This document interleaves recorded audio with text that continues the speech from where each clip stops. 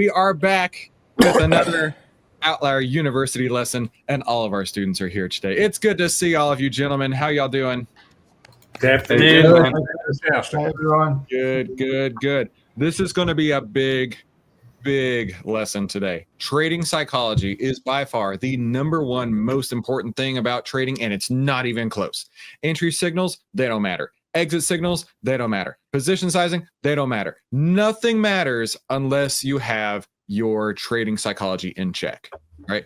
This game in general is 90% between your ears. The entry signals, the exit signals, that's the last 10% of it.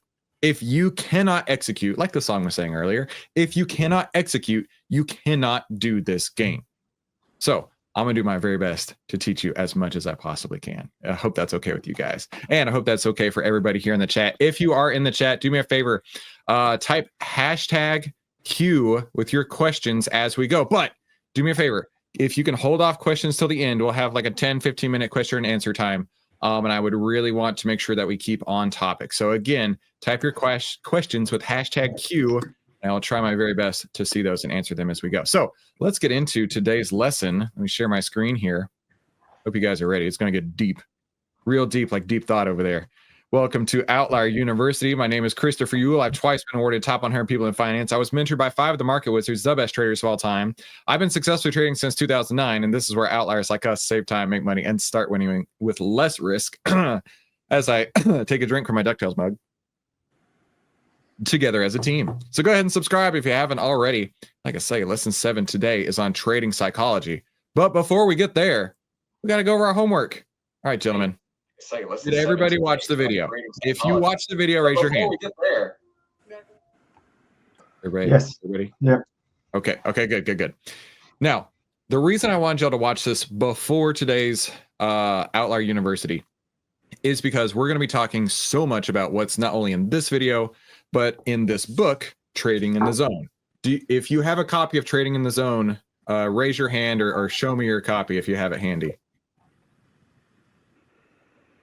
There we go. Oh, Joe, what the frick, Joe?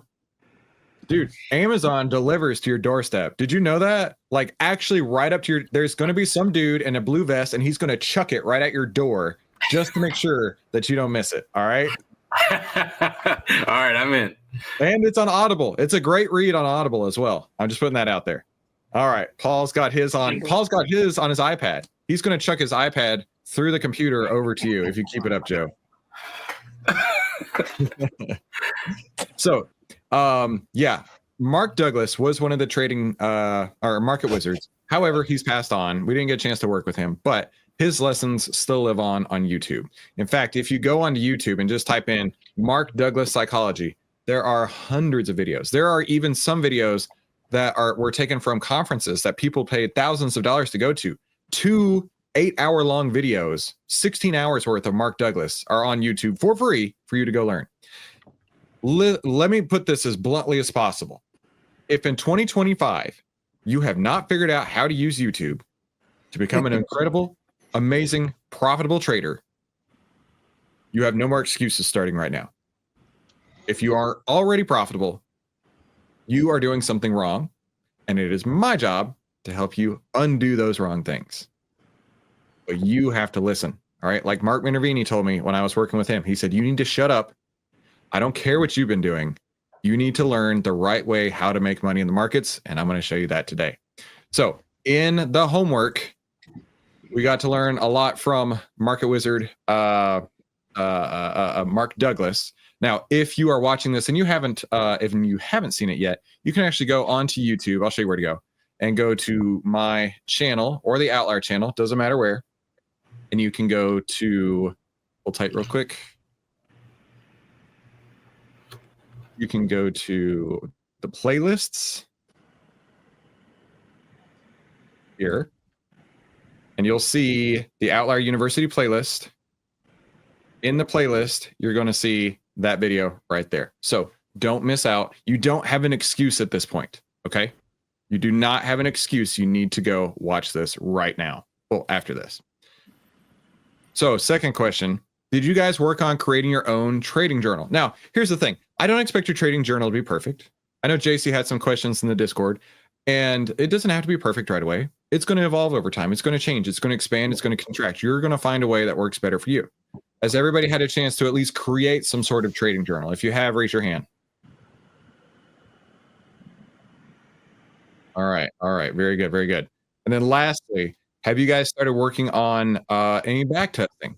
I would really love to know if you have some back testing outcomes that you'd want to share with the group. I would love to know those. Who wants to go first? Do you have any back testing outcomes? Go ahead, Joe. Well, my outcomes are actually related to some futures trading that I was doing, and it directly relates to that video. One of the key points I pulled out of that video is you have to have a emotional mindset that you're going to sit in cash, or like we've all recently learned, you're going to sit in some holding account that's going to earn you some interest, right? But largely in cash. Right. Well, what I found in making my futures trading plan was technically it was great. I was concerned of VWAP. I was concerned of RSI2 and stochastic, and all those things were great. But what I couldn't do was emotionally follow it. And it was the back testing that proved to me that most times when I was losing, I was getting in when it had nothing to do with my plan. I was getting in because I saw the trend changing. So that's my takeaway on this video and the back testing experience. Dude, that's a great insight right there, right? So basically what you proved was your plan works, but you didn't have a plan that worked with your personality just yet. Yep, exactly. And I still find it difficult to stay out, but the Outlier 9 really helps that decision, and it helps keep you relaxed. When you're trading futures, you're sitting there watching the chart all day long. But with the Outlier approach, you're not. It's far more relaxed and much easier to stick to the plan. Awesome. I'm glad to hear that. All right. Any other things that you guys observed in your back testing? Anybody else care to share? Go ahead, Mike. My biggest thing, like I've got my plans seem to work, and my whopping extensive trades of I think I've got like 7 trades to my name. But the thing that the 2 things, one was position size. I was gun shy on my losing trades position size, the amount of money I should have been trading. I went under the recommended sizing.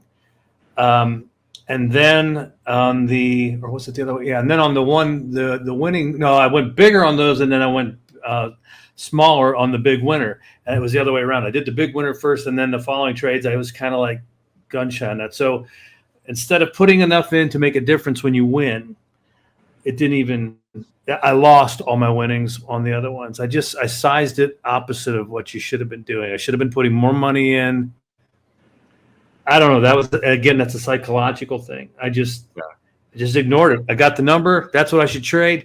I'm not going to trade that though. And I did something else. And the other thing was I got into the last losing trade, which I guess there was a few of us that had senior Wahoo got up with me after I said, but I ignored one step in the plan, which was, to me, it's like one of the biggest ones was the market breadth. And I jumped in anyway. And paid for it. So, yeah. So I think now going forward with the plan, I mean, I'm just going to trust the position sizing, and because it would have worked out. It just would have worked out, and I probably would have had. I would have definitely had more cash on the table. So anyhow, that was kind of I don't know if it's just a newbie thing, and I'm looking at the chart and it's saying, here's how much you should put in there, and I'm like, yeah, Dude, I don't know if I want to do that. We're actually going to cover something like that in just a little bit in the slides. It's super common, right? It's super, and it always turns out to be your position size is too big on your losers and it's too small on your winners. That's always how it works out. That's the law of the universe in trading. But that was me, yeah. But then again, let's say that you had been trading 1% forever, and you're like, you know what? Chris says 5%. I'm ready to go 5%. And that 5% happens to be a loser. That sucks. That hurts. But we can't control the outcome of that. We don't know if it's going to be a winner or a loser, right? And it's just as likely to have been a loser at 1% versus 5%, which means the next one is just as likely to be a winner at 5% as it was at 1%. So I've seen this before. I saw it in the Discord. Somebody talking about how they lost all their money on a single trade, and it's like, well, that's a position sizing issue, my friend. I mean, like, legitimately, that is all position sizing right there. And he's like, well, I just scaled it up, and I'm like, well, okay, that makes sense. If you happen to catch a loser on your first one when you scale up, it's not your fault. It would have been a loser anyway. You just happen to catch it on the random distribution of wins versus losses, right? So that doesn't mean you did anything wrong. It just happened to have that outcome. So don't stress. I really appreciate you, though. Yeah. And the other, I want to say one other thing on the video before you jump on. One thing that really jumped out at me, there's a lot of stuff that I saw everybody made the same comment on in the video, but it said each trade is unique, but it said all prices are people-generated events, and that really just jumped out at me. When you're looking at a chart, it looks mechanical and it looks like some kind of, it's just digital information, but I mean, that's all, it's emotions that are on the chart is basically what you're looking at. So I thought that was kind of unique. That's a great observation, dude. It's exactly this, isn't it? Right? It's exactly this. More people screaming by versus more people who can scream louder is really what the outcome of the movement is going to be. Who can scream louder? And it's at some point the buys are going to start slowing down and the sells are going to scream louder, and then vice versa. It's just how it goes. That's how the market works. So yeah, great observations. JC, how about you? Yeah, man. I'm starting at the very, very lowest level, and believe it or not, I had mixed I knew when to get in, but I thought the when to get out was the when to get in on the shorts. Oh, oops. Dude. And so Deep Thought, who's been heaven sent, I mean, this dude here is like my lifesaver, gets on the phone, and in like 10 minutes, he goes, no. This is what it is. I'm going, got it. Golden ticket, blue box on the left. Learn that. Yep. So it's now repetition. Listen, I did the exact same thing in 2021. That's why was it 22? It was 22. The exact same thing in 22. Like, Outlier was fresh. It was new. It was something I was experimenting with. And when I saw a sell signal, didn't matter where the market was, I was like, okay, that means it's a short, right? And I was losing my ass. And I'm like, why does this continue to happen? So I had to take a step back and I had to say, wait a minute. Sell signals don't necessarily mean sell to short. They really mean sell to close. So JC, I actually had the very similar observation that you just had not all that long ago, really. So you're in good company, dude. You're doing it awesome. I'm proud of you. I'm good. And thank you, Richard, my man. There's nobody named Richard. All of you guys are awesome. And let me tell you, it's comforting. I'm not nervous. I mean, I get frustrated a little bit when I don't know what's going on like everybody else, but I'm like with family, everything's gonna be cool. Don't worry about it. You got people here that got your back. Easy, relax. There we go. Everybody fist bump. I like that idea. Yeah, thank you all. Thank you. That is great to hear, because that's our objective. And I say this every day. We say this every day, right? Save time, make money, start winning with less risk together as a team. Yep. That's what we're doing. So it's great to hear. All right. Let's get into today's lesson. It's going to get deep. There's quite a lot of slides on this one, so I'll try not to take too long. But on trading psychology, I actually went to a psychologist for months working on this. Okay. Like, I actually went, I sat in the chair, I did the whole thing, tell me about all these traumatic things in your life. How does that relate to your outcomes in your trading? Blah, blah, blah. I did all that. Right. There were 3 things that I really struggled with. The first one was not sticking to my trading plan. Probably sounds familiar to a lot of people, doesn't it? I think a lot of people are probably shaking their heads right now, right? Not sticking to my trading plan. And I should have known better many times over. And in fact, I remember having that conversation with Larry Hite, first $1 billion hedge fund manager, one of the original market wizards. And he's like, listen, Chris, if you don't stick to your plan, what was the point of making the plan in the first place? I mean, you might as well just throw it out the window, because if you can't stick to your plan, you have nothing. You literally have nothing. It's just as good as guessing. Like, all right, Larry, that makes a lot of sense. Yeah, Joe, what's on your mind? And that's exactly what I did, as I described with my futures trading. I was like, this plan could be perfect, but if I can't follow it, I should not do it. So I'm just going to quit.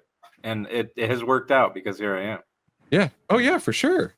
I mean, when I was in the psychologist's office, he gave me a whiteboard and I love to draw. I don't love to draw, but I love to like mark down notes and stuff. So I'd be like, okay, this is where I get in, this is where I get out. Man, I'm such a genius, right? And he's like, so why didn't it work? Like, because I didn't follow the plan. He's like, yeah, well, there you go. Whose fault is that? Mine. Who can change this? Me. What's the problem here? I did like that about him. He gave a lot of personal authority, right? A lot of personal agency. That was the word he would use. He's giving you agency, giving me agency to fix the problem. I created the problem. I can fix the problem. I'm the one who's clicking the buttons. And same thing with you guys here and you guys watching. You can fix whatever problems you have with trading. You really can. But it's up to you. You need to have the personal agency to do so.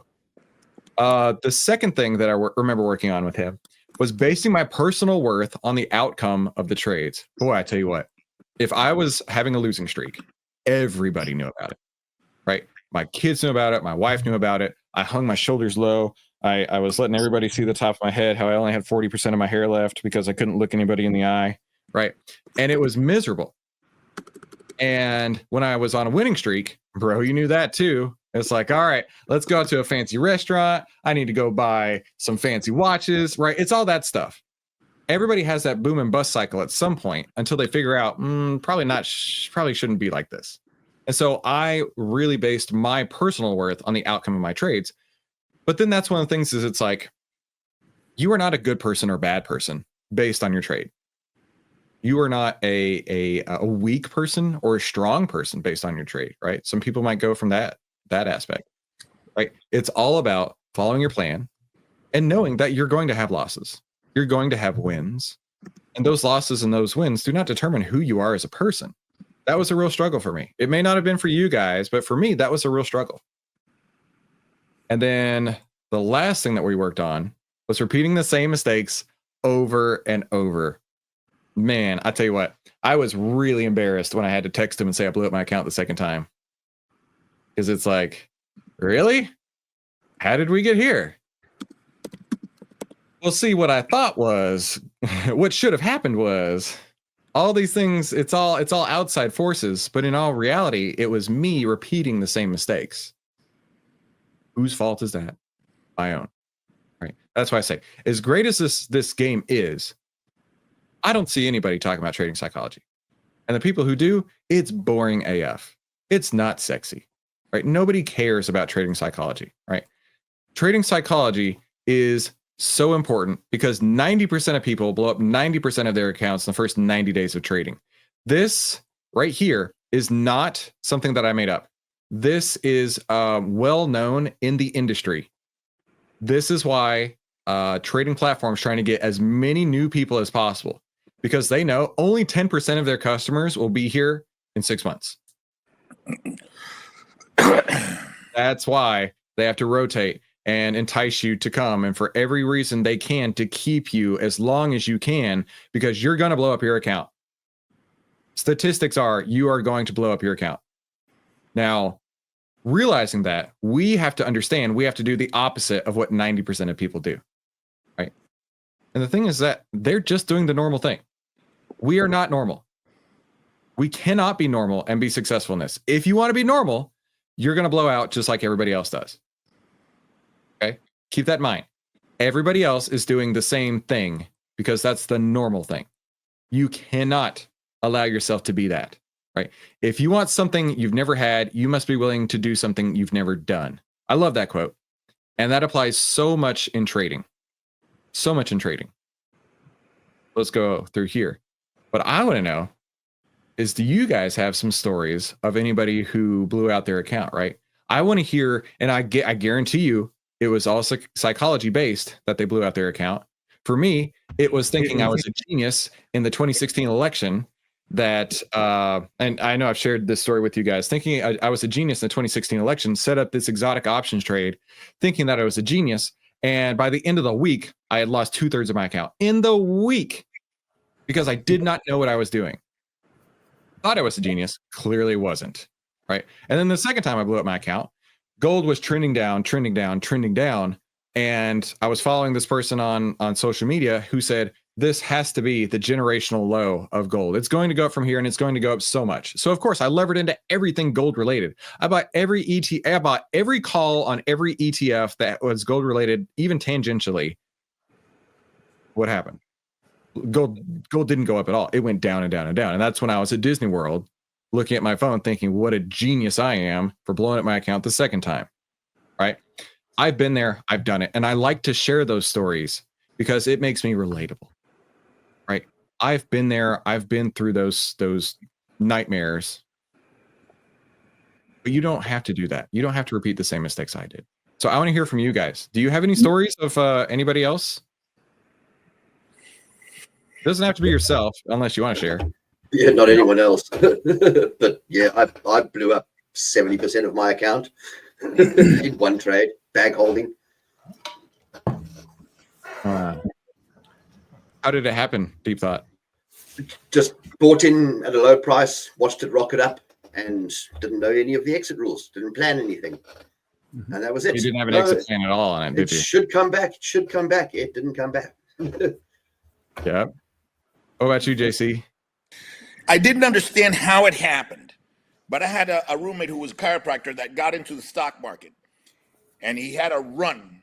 Had about started with, I don't know, $10,000-$20,000, got up to about $130,000 over like a year or two, and he was feeling large. I don't know what happened, but he went into a deep depression. I said, "What happened?" He says, "I blew my entire account in 6 hours." I said, What do you mean your entire account in 6 hours? How does it happen? Do you have anything left? He goes, "No, I blew all of it in 6 hours." I guess he put on some calls and they were due. They were due. And the man came to collect. Zip. Something high, very, very high stake. He thought he had it made. He was on a winning streak. So he says, okay, here's where it's going to go. I'm all chips in. I'm going to do what I've been doing for a year. That's got me, 300, 400% return. And I'm going to go in and I'm going to retire. And they retired his ass. Wow. Position sizing. I mean, legitimately, that was it. He could have been completely wrong in the trade and survived. Of course. But it's all position sizing. Yep. Dave, what about you? I'm going to throw this one out here, and it's not a blowing of the account, but it's a blowing of the trade. If you go back 6 months, I was deeply into intuitive machines, Lunar, LUNR, and watching that thing go up and up and up, and it just went up like a rocket ship. And I kept telling myself, really time to get out. If I have the desire to take a picture or a screenshot, it's probably time to cash out. Simple, easy analogy for everybody listening. If it looks good, sell it.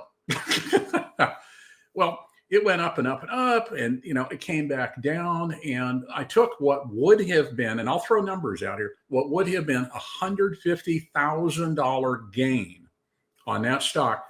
When it cycled back down, I kept going, wait a minute, it should go back up. We're getting close to launch. We got good things. It should be doing something else.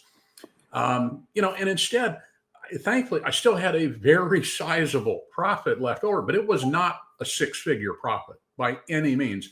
I ended up leaving because I kept waiting and waiting, and it's going to turn. I took really $100,000 loss on it. I mean, I got lucky. I came out with 50 grand. It was a fantastic investment. It was a 200% gain in 6 months. I mean, it worked, but it could have worked so much better had I followed my rules, had I just paid attention, not questioned, and just said, hey, look, time to come out. Instead of, maybe it's not 25, it came back down to $22 a share, get out, But no, I decided to ride the damn thing down for a ways. Let me ask you, Dave, when that happened, did you have that sense of, it should go back up, right? Well, it hit 25. It's going to go back up. It's just a blip. It'll go right back up, right? Yep. I was listening to a lot of people online. I was, saying, oh God, no, this has got a $35, market cap. If you run it all in, this is where we should be right before launch. And I'm like, gee, launch is only a week away. Why aren't we going from 25 to 35 right now? Listening to the wrong people and not trusting my gut to say, get out. And there's times if it just looks good, just get out. Green is green. How uncomfortable were you feeling as you saw those profits stacking and stacking and stacking? I was starting to feel pretty uncomfortable. I had already rolled several of my options. I had some leaps that I bought for pennies on the dollar. So I mean they were way in the money. And I kept rolling them. I kept pulling money out. I kept doing that, trying to protect that. But I was also heavily on the stock side. So again, I can't roll it. I can't do anything with it. I just got stuck. But yeah, I mean, it started making me feel more and more uncomfortable because it was unprotected. Yeah. It's sitting there in the account. It looks wonderful, but it was unprotected.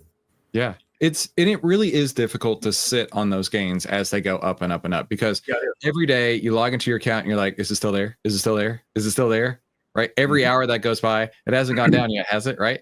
And there's huge nervous energy around keeping profits. And I think that's one of the reasons why people are so quick to take their profits off the table is they can't stand that nervous energy. I got to take it before the market takes it away from me. Right. Rather than, okay, it's going to do its thing. And once I get my exit signal, we're going to get out. Now, This reminds me of a couple of weeks ago when we made all that money trading. And I saw on the Discord so many people flipping out. They're like, oh my God, every little tick, every 1 penny move, it worked against it. People were like, I sold my position. It's like, what are we scared of here? Right? We all understand the market moves.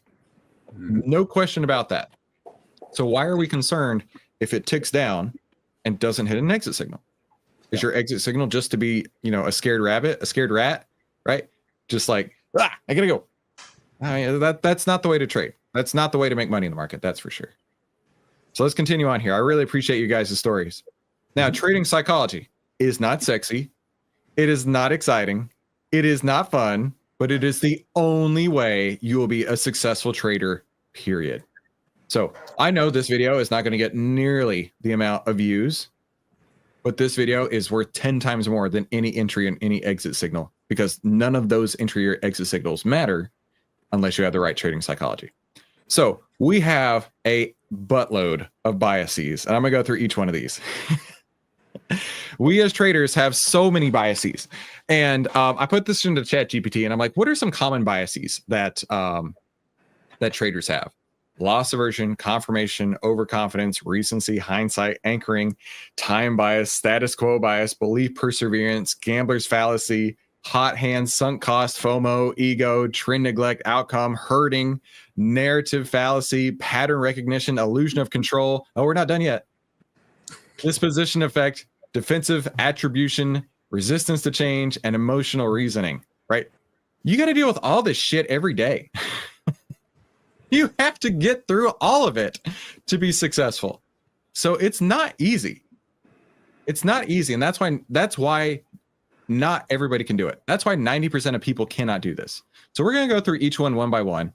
And I'll try and share with you stories that I've learned during this process, because I feel like we can all learn through stories. And if you have a story, please do me a favor, raise your hand and I'll be glad to call on you. So first is a loss aversion bias, right? The pain of losses feels way worse than the pleasure of equivalent gains, right? Like to Dave's point earlier, right? The pain of losing those profits is worse than the fact that he actually got to keep some profit out of it because it hurt so much. And a lot of people cut their winners short. They hold their losers for too long, and fear is way greater than logic. So how do you beat it? You follow your plan with consistency and discipline. Now that's the hard part, right? That's the hard part, is waiting for that exit signal. Waiting for that exit signal. Next, confirmation bias. We talked a little bit about this one in the video we talked about this morning, right? It's where you're going out and you're seeking information that supports your belief and ignoring what contradicts your belief. I'll give you a couple examples. Have you ever put on a trade and then you immediately go on Twitter or you immediately go on YouTube and you immediately search for that stock to see what other people are saying about that? I totally have done this. Okay. I have done it for sure. Mainly I was doing it because I'm not to sound like a salesman here, but the outlier signals were so good when I started like making money on them. I went out on the internet, like, does anybody else know about this stock yet? and nobody was talking about it. I'm like, whoa, this is cool, right? Nobody was talking about it yet. So there was no confirmation bias. And then a couple days later, the outlier move starts happening. It's like, okay, this now we're cooking with fire. I like this. Right.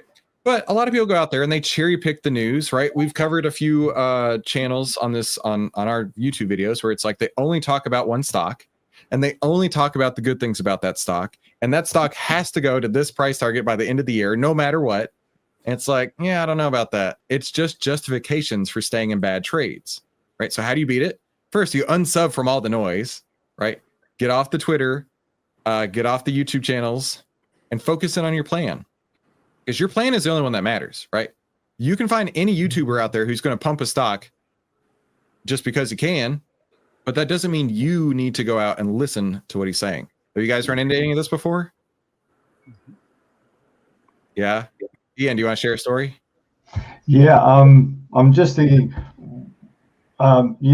Siri and Google are listening all the time. And the confirmation bias is in your search. It's just they're giving you what you want to know. So, That makes a lot of sense. yeah, it happens all the time. We were talking to my daughter's friend about F1, and she knows nothing about F1. And then the next couple of days, all this stuff came up on her phone about F1, and she went, "What the hell's going on?" Yeah, the phone was listening, man. It was telling you what you want to know. Good point. I hadn't thought about that before. Yeah. All right, let's go to the next one here. Overconfidence bias, right? Let me move this up. All of our big fat heads are in the way. There we go. Overconfidence bias. Overestimating your skill, edge, or ability to predict the market. Oversizing trades, ignoring stops, and revenge trading. That sounds exactly like what happened to JC's friend, right? He got so confident that he knew what he was doing. Dude just levered to the tits. Boom, blew it up, right? So how do you beat that, JC? How would you beat that? I think you said it, position sizing. Number one. I mean, you can be all the confident you want, but you got to protect your ass. Yeah. You can't go all chips in, house, kids, and everything here because I'm so confident. Because all it takes is 1%, and you're done. And, when it happens to you, it doesn't happen to you 1%. If you're that 1%, it's 100%. Yeah. You Oh yeah, dude. So and conservative. And a lot of people who catch like an early early winner, there's something like that. What do they call it? Beginner's luck, right? Somebody catches beginner's luck and they get 2 or 3 trades on and they win and they're like, oh my God, this is so easy. And then they're gone by the end of the month, right? Because they're like, but it was so easy before. I didn't have a plan. I was just buying the stock that some YouTuber was talking about, and he was right, and then I was right, and then I stopped being right. Now I have no monies left. Brad, what's on your mind? Yeah, revenge trading. That is one of my biggest, things right there. When I first started, if a stock would take money from me, I'm on a mission to get that money back. It's a zero-sum game, and I'm hyper focused on that. No matter what the signals are telling me, like, hey, stay away. You don't need to be trading this. I was pissed and I needed my money back, so that's what I would do. I would just start revenge trading, and then oversizing it. Okay, I lost X amount, so I'm going to double that and see if I can get everything back. And that's basically how I blew up my account. Was revenge trading. I was about to ask what happened next. Oh yeah, no, that's how my account was going. So yeah. Thank you for sharing that. Recency bias, right? So we've covered how many so far? 1, 2, 3. We're only on the 4th one so far, and we all have stories that we can say make sense. And like I said, we got to get through all of these. JC, what's on your mind? When I started this, I didn't want to read P&Ls and I didn't want to do any of that, but I did that. I was on the calls with Palantir. I was on the calls with NVIDIA. I did my due diligence, as much as I could. Everything looked great. So I went not all in, but I went in heavy because I was all enthusiastic. I did the homework, everything, not the outlier 9, but everything you've been told to do, I did. and following what's his name, Jeremy, I think it is. Following him, not only him but all the other guys. I'm going, all right, learn this, learn that, bam, bam, bam. Okay, did it. That's when 15 calls went to shit. 15 calls went out, and all should have done well. And if not, at least 13 out of the 15.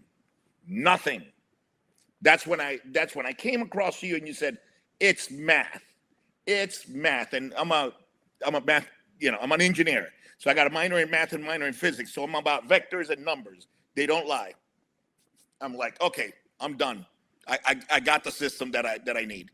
Yeah. So for those that are listening to this, that think that you have to learn, when you said, I don't care who the president is, what the numbers are, what the PE, I don't care about any of that. I care about the math. If the math says it's going up, it's going up. If it says it's coming down, it's coming down. And I don't care what the president says when he gets on the call and whatever. I don't care. I'm going, perfect.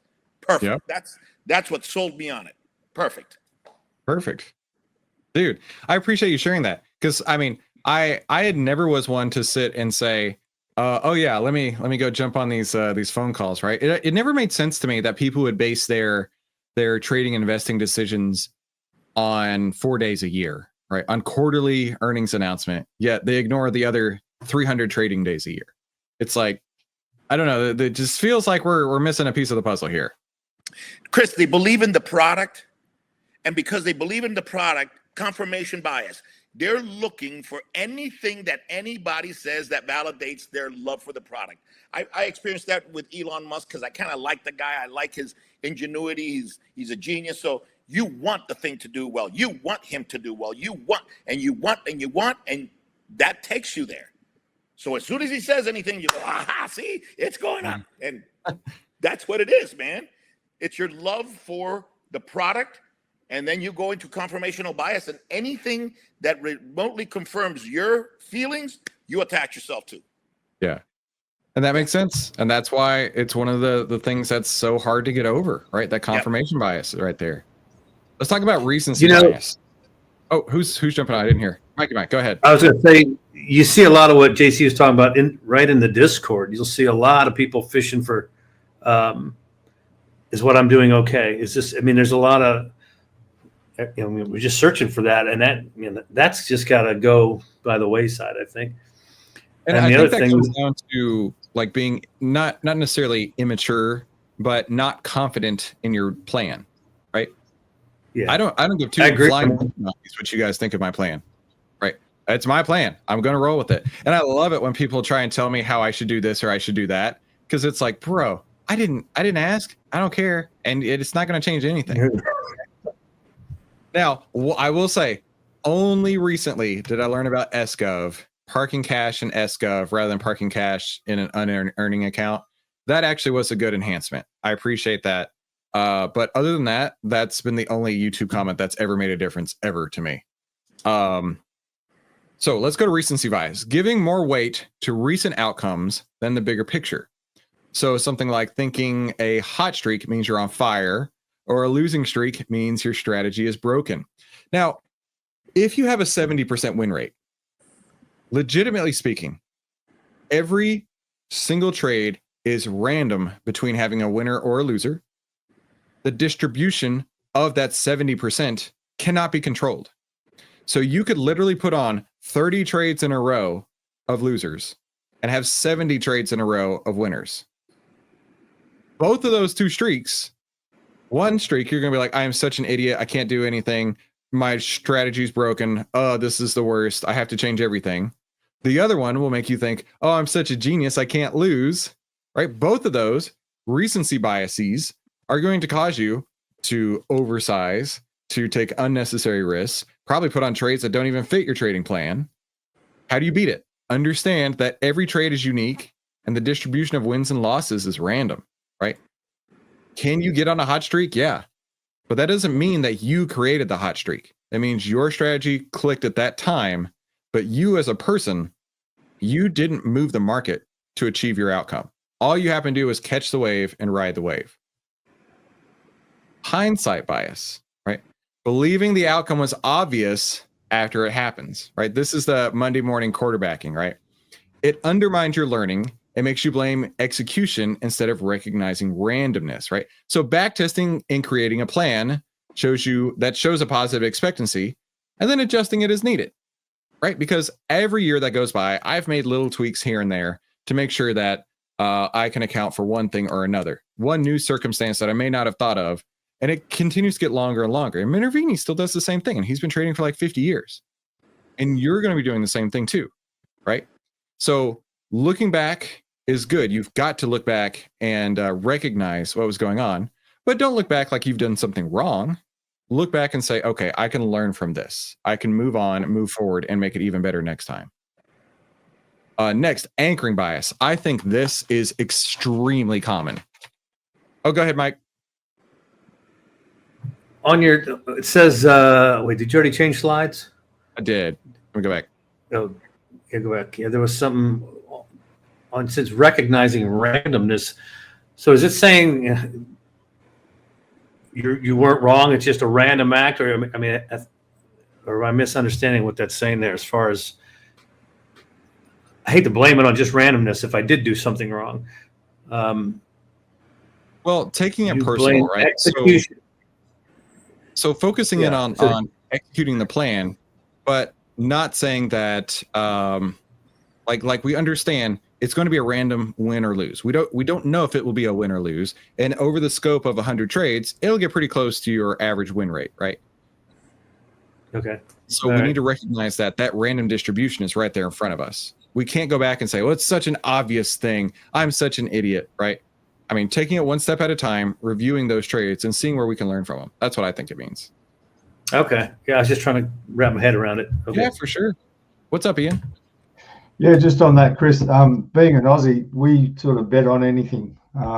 Flies crawling up a wall, you know, and with two up and things like that. We believe in the odds. Everyone believes that there must be, the odds are in your favor if 20 have been this color and 10 have been that color. And it's a mind-blowing thing to find out that that's just not true. It doesn't exist. And that really blew my mind when I realized that. I thought, okay. Oh, yeah. Gambler's fallacy is got to coming up. rethink stuff. For sure. Gambler's fallacy, exactly what you're talking about. That's coming up. It is a fallacy. Yeah. Okay. Anchoring bias. Now, this one drives me absolutely crazy, especially because of the YouTuber space, right? When they're like, oh, SoFi has a price target of $35 by the end of the year. All the analysts have put a price target of $35, right?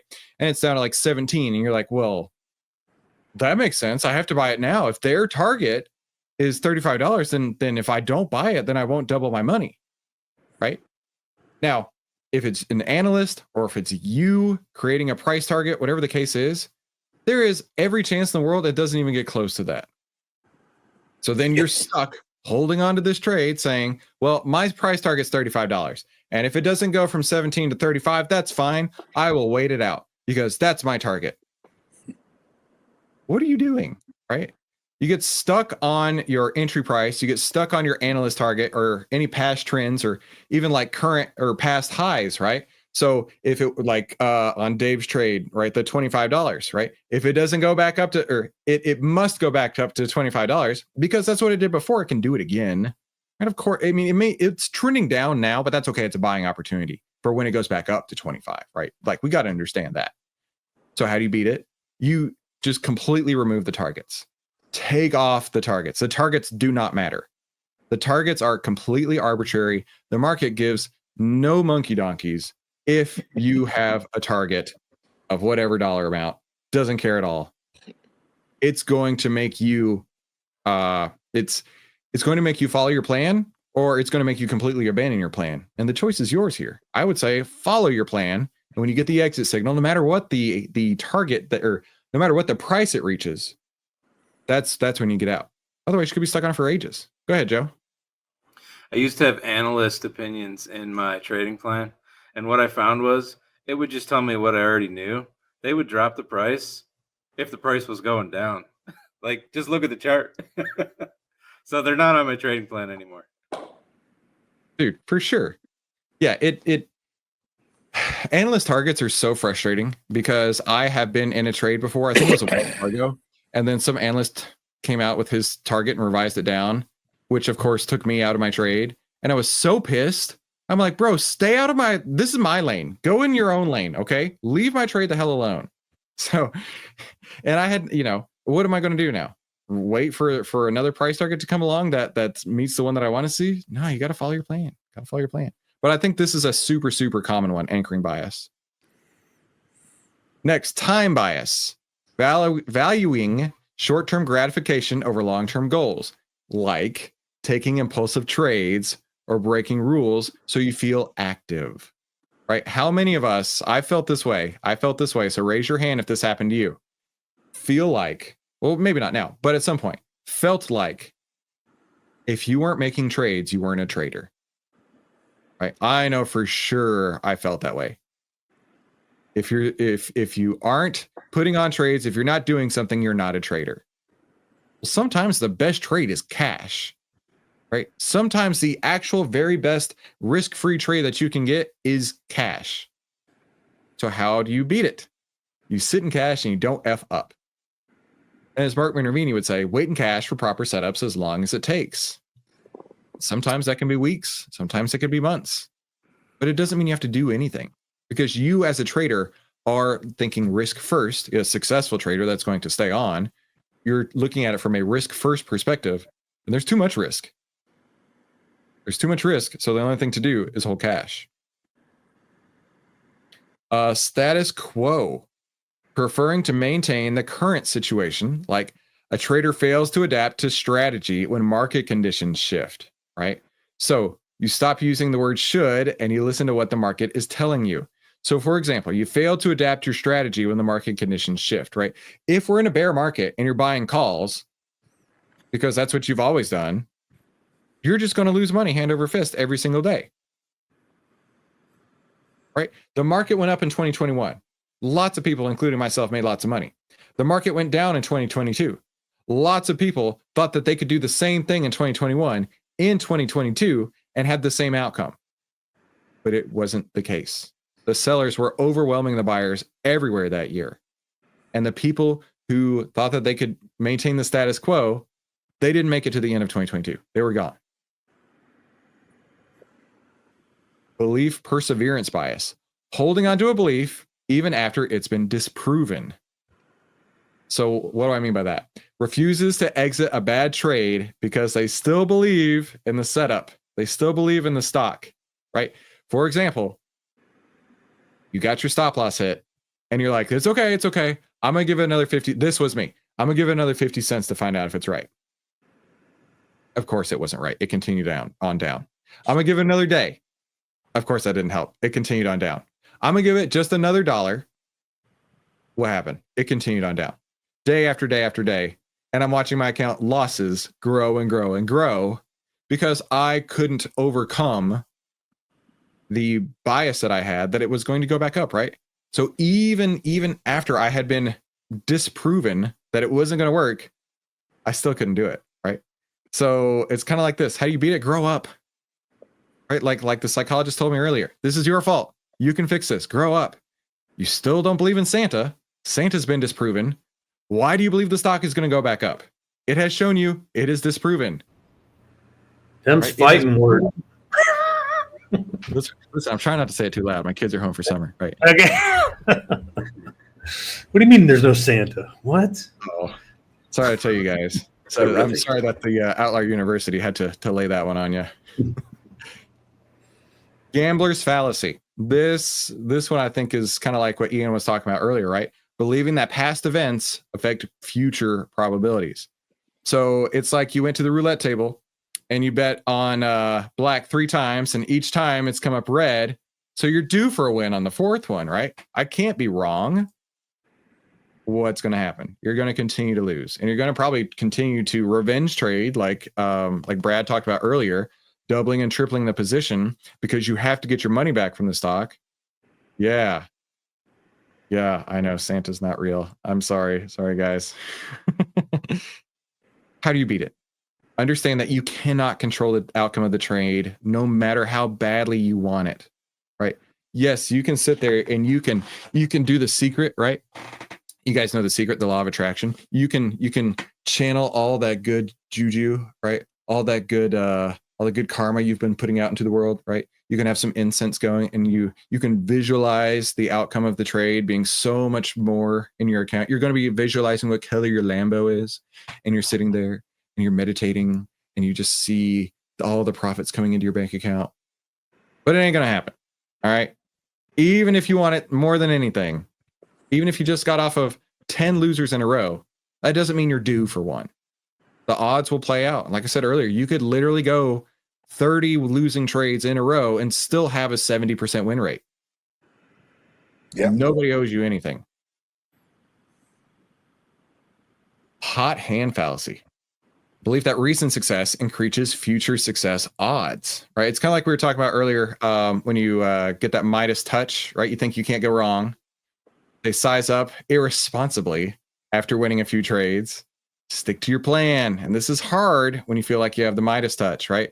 You come off a string of good winners and you're like, oh man, this is how it's done. Okay, cool. I'm gonna size up, I don't know, 3 times bigger than normal. Like Mikey Mike happened to do. That's the one that takes you out. No offense, Mike, but that was a perfect example, dude. Sunk cost fallacy. I think this gets a lot of people. I think this gets a lot of people in a lot of trouble. Mike, he's going to defend himself. No, I was going to add to the, some of the wonderful moves I made. When I did start trading it was hard to get out of cash because I had it in a nice account, and it said the status quo. I was kind of digging watching that grow every month, and I was like, oh wow, we're actually going to trade now. I don't know if I want to pull any of this money out. So it was kind of hard for me to even go there on that first trade. So anyway, yeah, that makes sense. I get that. Let's talk about the sunk cost. Money goes Now, there's one YouTuber in particular, I won't name names, but he happened to buy a stock called the Tattooed Chef. And this particular stock went down and down and down, and dude clung to it publicly. And he talked about how he lost $3 million on one single trade because he's like, you know what? We watched the video where he did it. He talked about, I'm going down with the ship, right? I'm invested this deep already. I can't get out of this where we are now. Because what if it comes back? What if it comes back? Because he's invested so much time and energy and money into it already. I mean, how could he ever give that up? How could he actually step out of the way and say, I was wrong? And what happens what happens to your account when that happens? I mean, it's just going to plummet. The sunk cost fallacy is a huge, huge reason why I think a lot of people really struggle, right? So stop trying to tell the market what it's going to do and start listening to what it's telling you. If you have the 10 under the 20, price under the 50, that is categorically, mathematically, undisputedly a bearish trend. And if you're still holding on to a stock and it is in its bearish trend, you're just asking for trouble, right? That is an amateur move. You're not listening to what the market's telling you, and it's going to cause you to lose your bankroll. Chris, before I joined Outlier, I didn't really know much about the moving averages, and I had bought AMD when Kramer recommended it. I can't remember what the price was. It was 150s, 160s, and I ended up bailing in the 140s, and it was a pretty good sized loss. And it was, if I knew how to track the averages, just that those simple indicators would have let me know, hey, it's time to get out. But I hung on to it because there was a loss. You got out around 140. Is that what you said? Yeah, I believe it's like 143 from what I remember. Well, dude, didn't it get down to like 70? I think you made the right choice. Well, yeah. I keep looking at it to tell myself how lucky I was to get out when I did. Yeah, you're right, dude. But then there's people who they see that they could have done this, right? They could have got out at 140, and they look at it now when it's at 113, and they're like, I mean, if I had only hold on to it, then I could have bought so much more at 113, right? And then they're adding to their losers, and it just gets worse and worse and worse. Then there's FOMO. Listen, at this time, I need everybody in the chat to write no mo FOMO, because that is how we operate as outliers. Everybody in the chat right now, type no mo FOMO, because this is how it's done. This is what you will have to do in order to stay in the market, right? It's not fun. It's not sexy. And it's really hard. So many people they see one move, one day. Here we go. Actually, I'll show you an exact example. It was a SPY. Look at hymns today. Hymns. No mo FOMO. Thank you for that one, Paul. Hymns. There are people who FOMO'd the shit out of this trade today. Right? There's people who FOMO'd into Tesla and rode it all the way up 120% and then all the way back down. And I saw people going ape shit crazy FOMO on this one move in SPY. I got the worst troll comments I've ever seen on this itty bitty move. This move right here. And it's like, yo, FOMO is so real. FOMO is so crazy real, right? You cannot let FOMO overcome what you're doing, right? Cannot overcome FOMO. Susan says, look at Hood. Hood was one where we made some great money on it. What's going on with Hood? Hey, I think a lot of people are going to start FOMOing into Hood. Who knows what's going to happen there? We've already taken our money out of it. We moved on, right? Could you have still held it the whole way? For sure. But now people are going to be getting excited about on this side where we already made 96% in 3 days over here, right? This is the 80% in the middle we talk about. This is the bottom 10%. This is the top 10% that are the hardest to make the money on. So we'll see with Hood. I don't have any idea what's going to happen with Hood. I don't care because it doesn't fit my trading plan. It's that anxiety over being scared to miss a big move.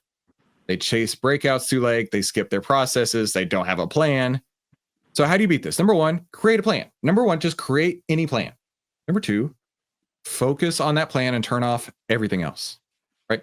I don't know what's going on with hymns. I don't know what's going on with Hood. I don't know what's going on with all these stocks because I don't care. They don't fit my trading plan, so I don't look at them. There's no sense in looking at these trades or at these stocks because I have no reason to. Next, ego bias, right? Letting your pride dictate your actions. Now, how many of us? I think we probably had some good examples. How many of us got into a trade? Tesla's a perfect example. How many of us got into a trade? I'm not saying we got into this trade here in Tesla, but you held it all the way up thinking you were such a genius.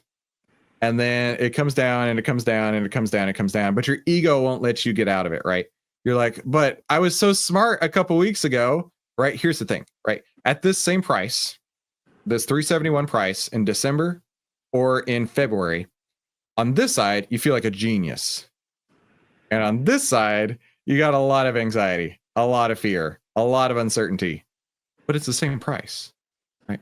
It's the same price. And your ego says, well, it just went up that high so much earlier, right? To 482. I mean, it's only down $100 from there. It's bound to go up at some point, right?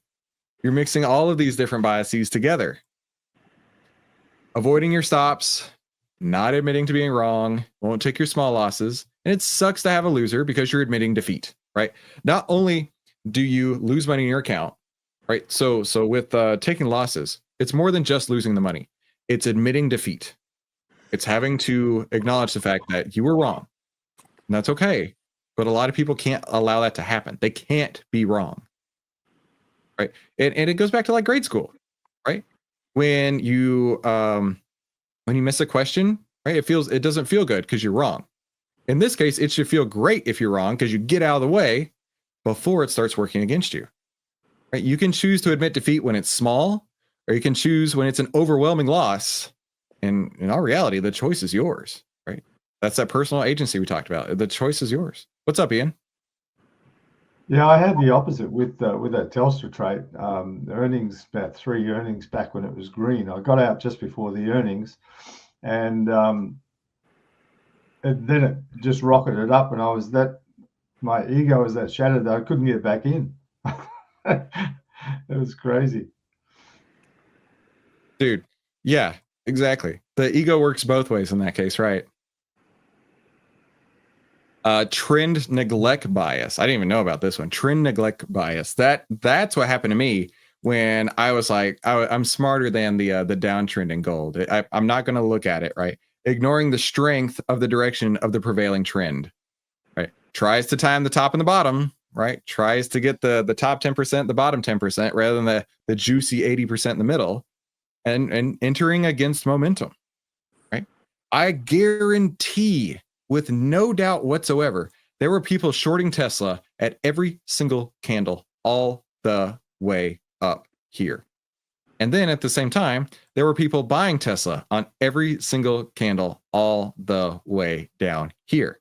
Both of those are exactly this, right? Trend neglect bias, ignoring the trend, the direction of the trend. Now you're probably thinking, well, Chris, of course, the people who shorted it up here, they made money, right? Months later, December to February, how about we just get on board and get paid, I don't know, the next couple days, right? If you're shorting it here versus shorting it here, or buying it as it's going up versus buying it here, it just makes life so much easier.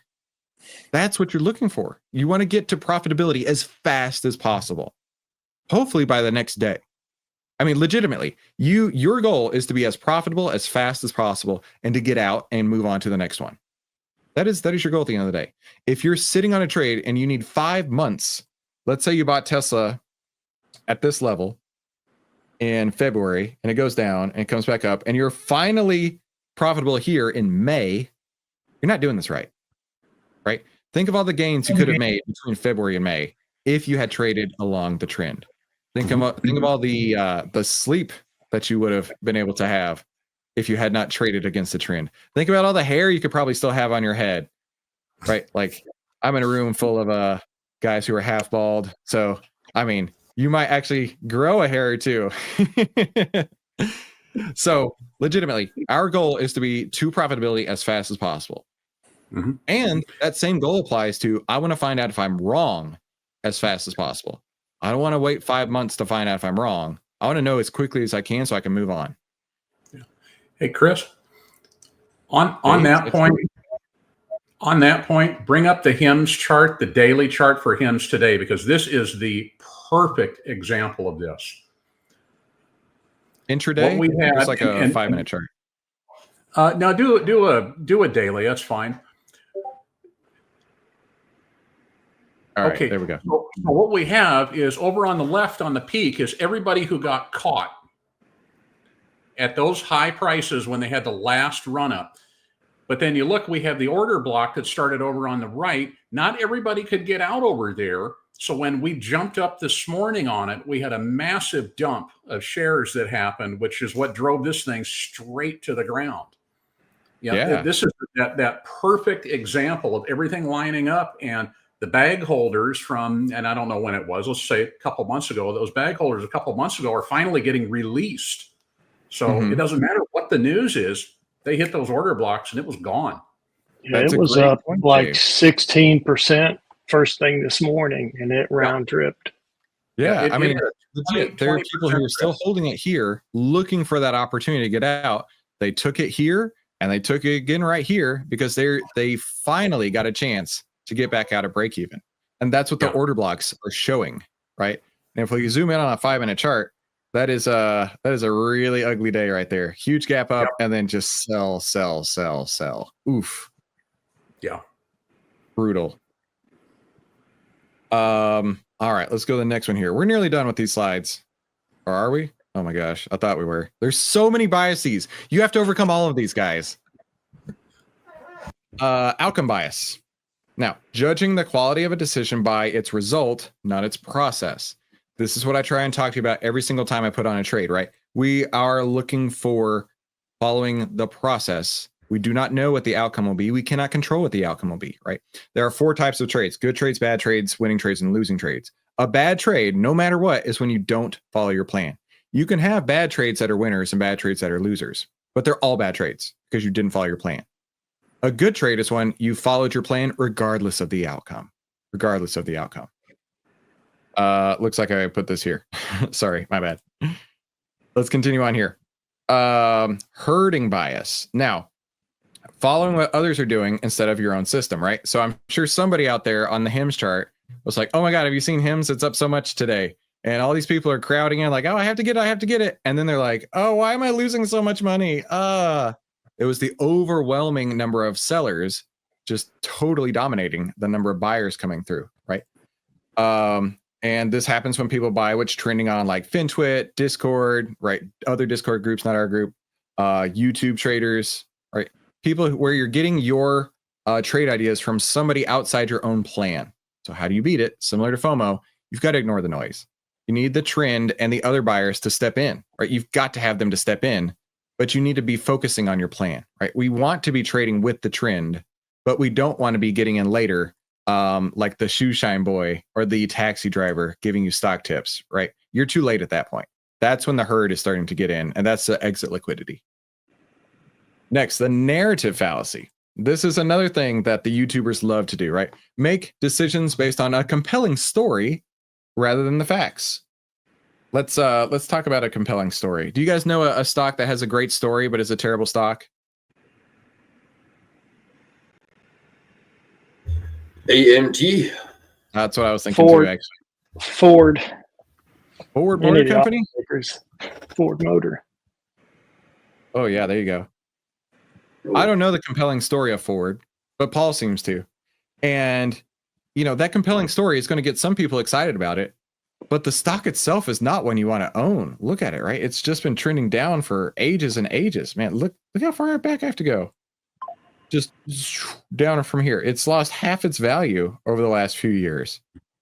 And yet there's people saying, but listen, the Ford Lightning is the greatest pickup ever made of all time. Don't you understand? You can go 45 miles before you have to charge it. It's awesome. I'm just saying, I'm a Tesla owner. I can hate on it all I want. And looking at a stock like this, it doesn't matter what the narrative is, right? It doesn't matter what the narrative is. You've got to make sure you're following the price action. This is the curse of YouTube. It really is the curse of YouTube, right? You've got so many big channels that develop these narratives, develop these videos over and over, week after week, talking about how great this one particular stock is when nothing's happening except the price going down. So many people get suckered into these terrible stocks just because of the exciting story. Next, pattern recognition, right? Seeing patterns that don't actually exist. It's legitimately equivalent to seeing, you know, an elephant in the cloud. Abraham Lincoln talking to Scrooge McDuck in the clouds.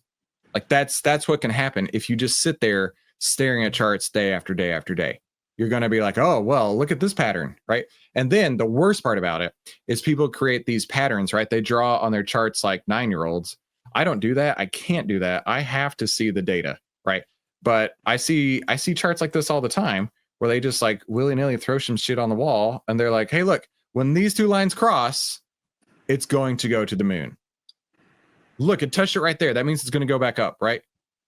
Or it touched it right there, so it has to go back down, but it can't go any further than that line. And then, right, the prediction aspect of it is irresponsible almost, right? But you can make up all kinds of stuff if you're staring at charts all day. So first off, when you stare at screens, you're likely to see things that aren't there, like an elephant in the cloud. So find the data you're looking for, and then just ignore everything else. That's why the Outlier 9 is so helpful, right? We can see what we need to see, and then we move on. Illusion of control. This is one my psychologist and I actually worked on. The illusion of control, right? The belief that you can control the random outcomes. The trader thinks precision entries guarantee success. And this is something I like to share, is that when you put on trades, even if it is 100% set up in the Outlier 9, it can still lose. Absolutely can still lose. I saw somebody, maybe it was a YouTube comment, I don't remember exactly, but they said exactly that. They said, okay, so if the Outlier 9 sets up, then I'm guaranteed to win. So I'll just, I'll go full portfolio every time it sets up. And it's like, whoa. All of the momentum's in your favor, but we can't guarantee any outcome. Impossible. Can't guarantee any outcome there. And how do we beat it? There's no possible way to control the outcome of the trade. We have two safety nets, the stop loss and the position sizing. If you think you know better, you'll be gone before you know it. Let's see, the disposition effect. Selling winners too early and holding on to losers too long. We've all been there, right? And how to beat it. Being scared of winning is a real thing.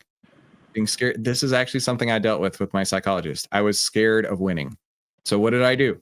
I kept repeating the same mistakes over and over. How do I fix that? Wait for entry and exit signals and don't do anything in the meantime. I've been there. I've done exactly all these mistakes. Okay. That's why I say we as outliers have to overcome all of them. Defensive attribution, blaming external forces for losses, and then of course claiming credit for the wins, right? It's always somebody else's fault when we lose, but we're the geniuses when we win.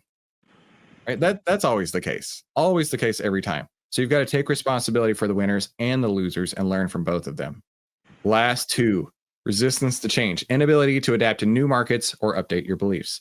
There is an old adage that says a trend following strategy only works 40% of the time in a trending market. 40% of the time, which is one of the reasons why I sit in cash for so long, right? If more than half the year my strategy doesn't work, I don't want to be putting my money at risk at all. I want to be sitting in cash and not effing up the rest of the time.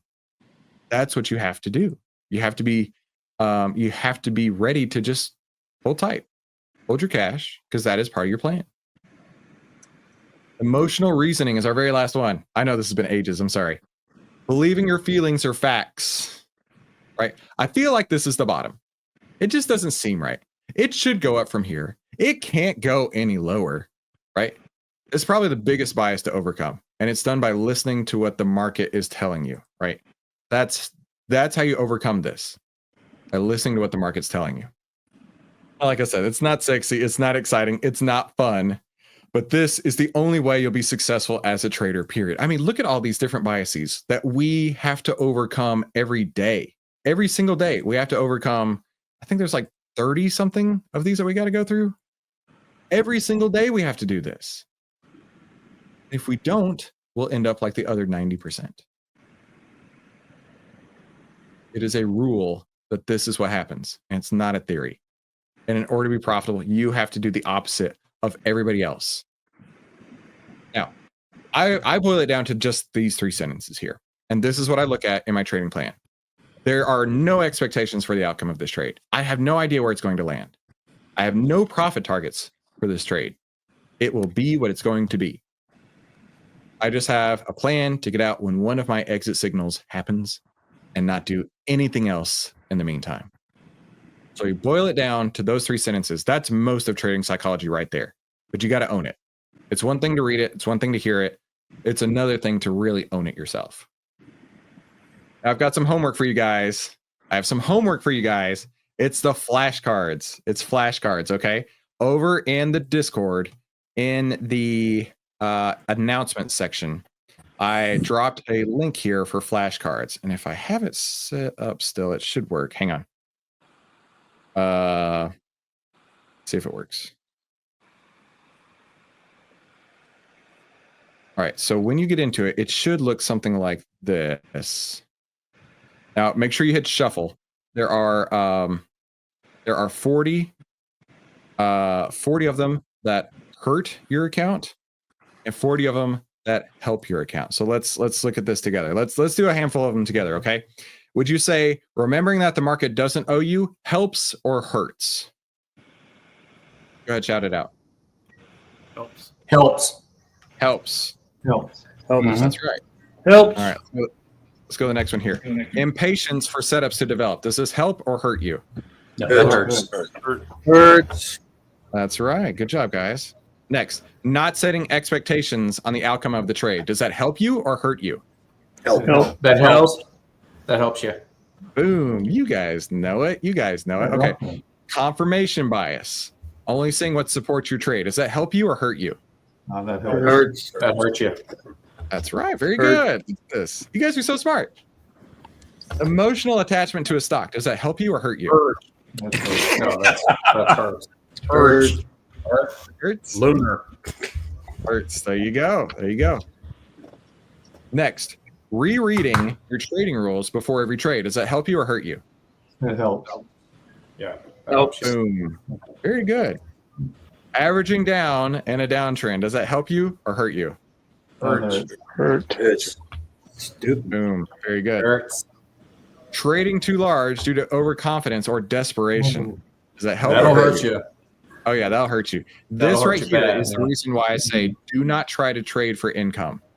If you are trying to make money every month, you are going to get desperate to cover your mortgage, to cover your utilities, to cover all your bills. You're going to get desperate. You don't want to be living that lifestyle. You're going to be making trades you don't need to take, right? And that's going to hurt you. Writing down trade plans in advance.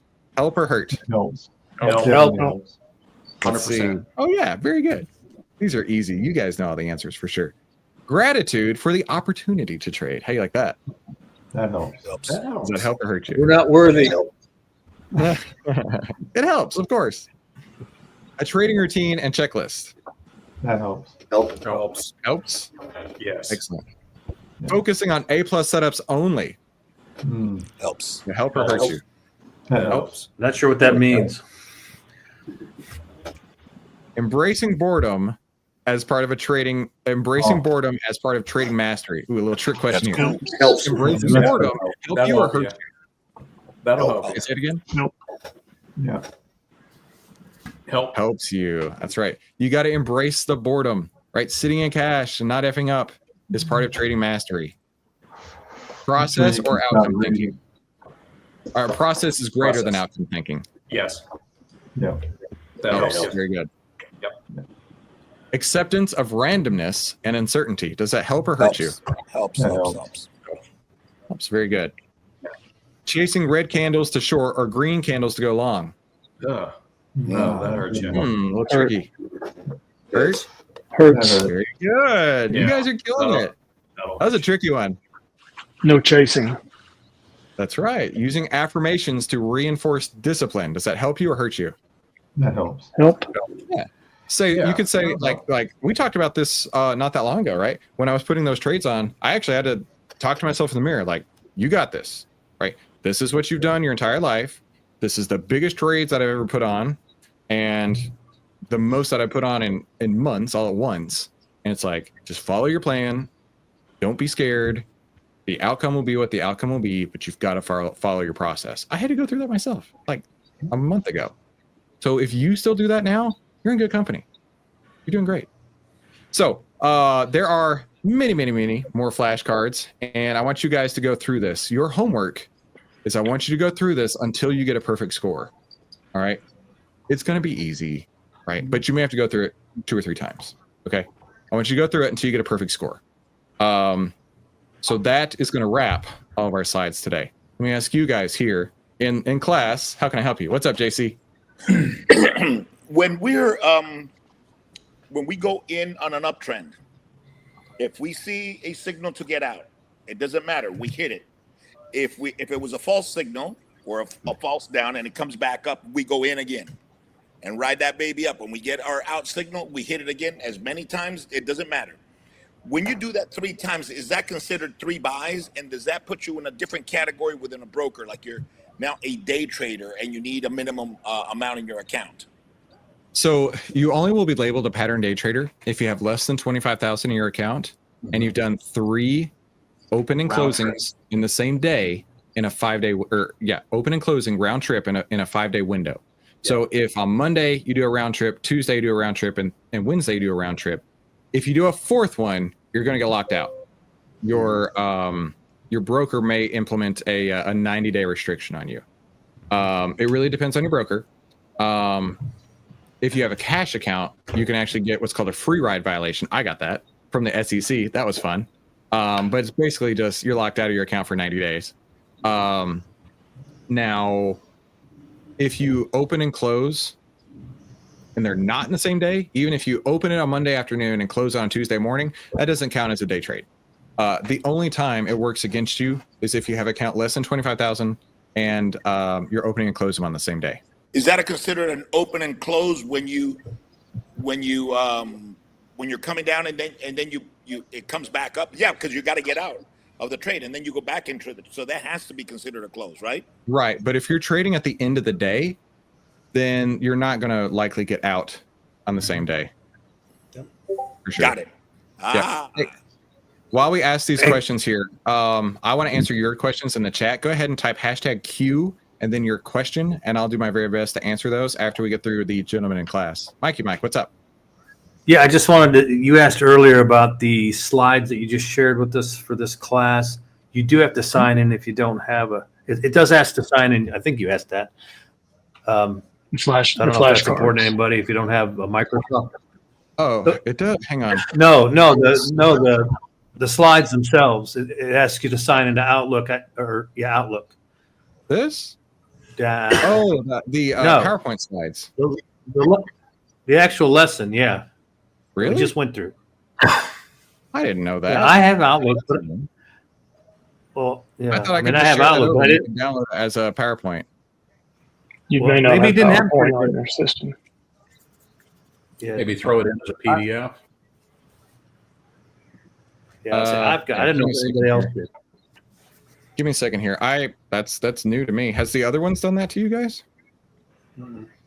Yeah, but I have Outlook, so I don't know. Yeah, You have Office? I had to get neat Office. Okay. Here, Well, I'll maybe make it's not an issue if everybody's got it then. So, anyway, Hang on. didn't I'm mean to- saving it as a PDF for you, Mike, and I'll upload that too. Okay. Where are the flashcards again in the announcements? Yeah. Yes, in the Yeah, but this announcements, was you Got will it. see a link for the Got it. flashcards. Yep. I'm You able don't to need an open them. account for that, do you guys? No. Okay, Mike, I just dropped in. The wrong button. Sorry, I just dropped in a PDF version for you. Okay. Yeah. Cool, thanks. I'll take care of that. What other questions you guys have? I was just going to throw a comment in, Chris, on the pattern day trading discussion. Ideally, only trade twice if you're going to do it, and then it gives you one emergency escape. If you enter a trade intending to hold overnight and something goes against you, it gives you a parachute to get out. Otherwise, you may be stuck. Yeah. So if you're in that condition where you're classified as a pattern day trader, under 25,000 in a margin account, save yourself the escape just in case, because we don't know. Trump could tweet the minute after you enter that thing, it could crash. So you get one chance to, if you have two open and you pattern day trade, you may be stuck with an open order for 90 days. Well, they'll let you close the third one, but then you're locked out of your account after that point. Yeah. If you had a bunch of calls, you may not. What was be the able dollar to, amount? You got to be over 25. 25,000. 25,000. Yeah. If you have over 25,000, it doesn't matter. You can do whatever. Because they think, the SEC, think that if you've made $25,000 and you start investing it, you should be a genius at this point, right? Hashtag should. You should be a genius at this point. Any other questions from you guys? No? All right, cool. We'll go to the questions from the chat. Actually, I'm glad Dave is here because Senior Wahoo has a question. That's off topic, but can you go over how SGOV works? So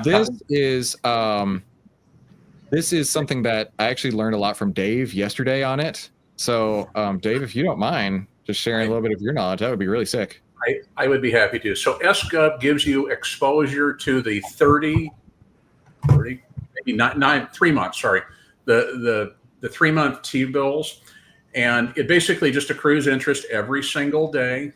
It's a great place to just park cash. Comes out to about a 4% average yield per year. I go into it at the beginning of the month. It accrues daily just through the normal market appreciation. If you look at the chart, it's just going to be a zigzag chart. It goes up, comes down, goes up, comes down, because it resets. And I enter the first day of the month. I exit on the last day of the month. I don't care about the dividend because I've already captured that dividend when I sell. It resets back down and then continues to go back up. Yeah, Chris has got the chart right here. So I like it. It's just a great way, when we're sitting in cash, just to earn a little bit of interest, depending upon your needs. For me, it's 1 month's worth of my living expenses just sitting there. So it's completely worth doing, but it just gives you exposure to the treasury bills. You can exit at any time. You can go in and out just like any other stock. I don't think there's even a fee to go into it with Schwab. I know stocks are usually like 4 cents. I don't think there's even a 4-cent charge to go in and out on it. So it's just a great place to park some money, to hold it until you're ready to do something.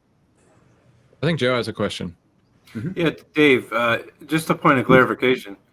You wouldn't do this if your settlement account was already like a mutual fund or some account that was gaining interest, right? The only reason you're doing this is because your broker doesn't have that feature. Correct. Schwab does not offer interest on anything just sitting idly. So in my case, I put it into this and, make a little extra money on the side. And today I made, I don't know, $30, but it adds up. And that's, the point over time. Let it work for you. Even if it's just 4% a year, it's better than zero.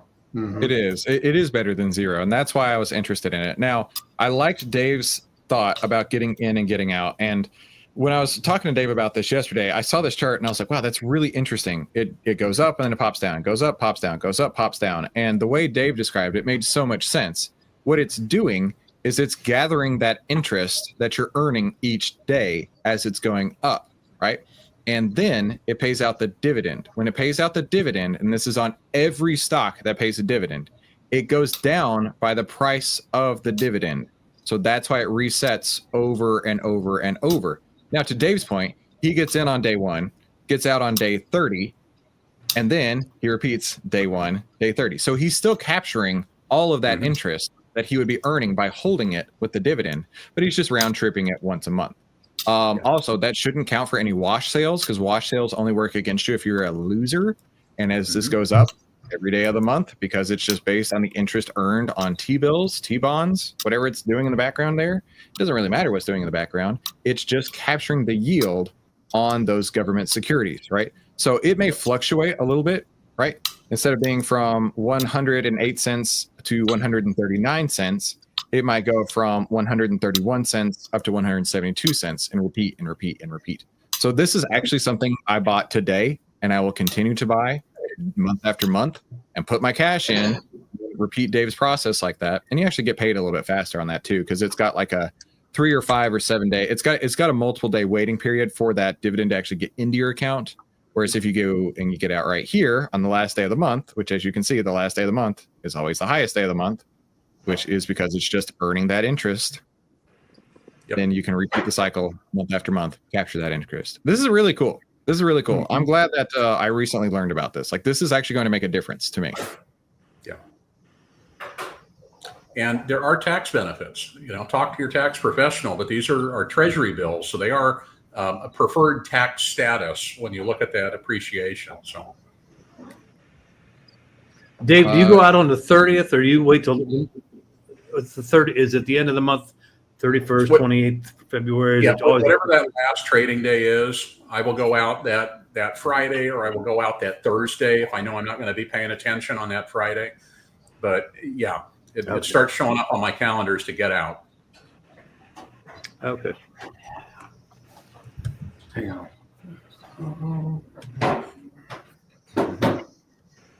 All right. Let's go to the next question here. Love you,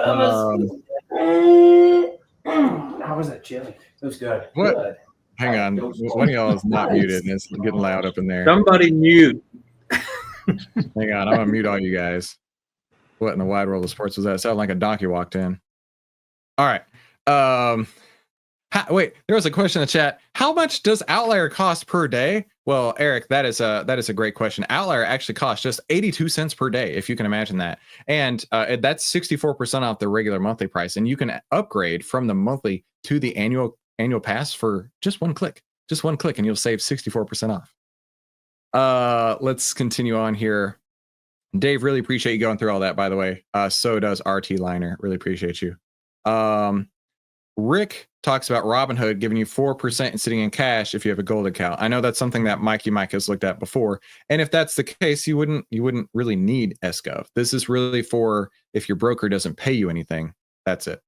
Let's see if there are any other questions. Oh, Barry G asked, do you have a source for the 90-90-90 quote? Sounds crazy high. Chris, you don't know what you're talking about. That can't be real. That can't be real. Well, if you Google 90-90-90 rule in trading, it's exactly that. It's a cautionary statement that 90% of new traders experience a 90% loss in the first 90 days of trading.